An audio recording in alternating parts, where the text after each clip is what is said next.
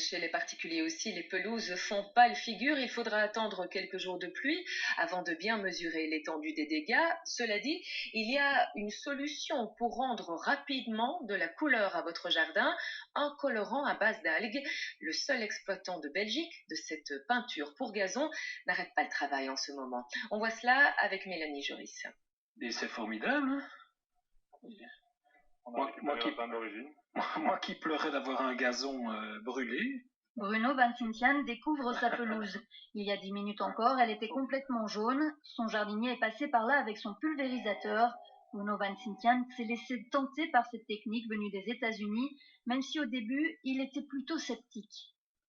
Étant peintre de métier, j'ai cru qu'il me faisait une blague. Il me dit, bah, on n'a qu'à le repeindre. Je dis, Thierry, on va quand même pas repeindre mon gazon. Puis, si, j'ai un nouveau produit qui existe et j'en ai déjà mis régulièrement, ça marche super bien.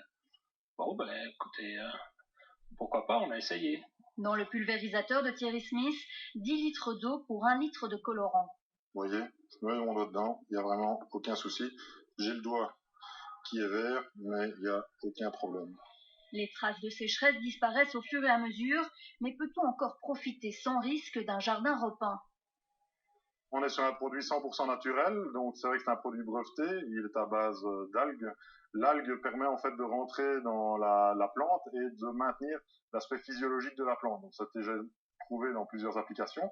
Et donc la plante va être renforcée par cette application et en plus elle est teintée, ce qui fait que vraiment on va garder une pelouse de qualité jusqu'à l'automne.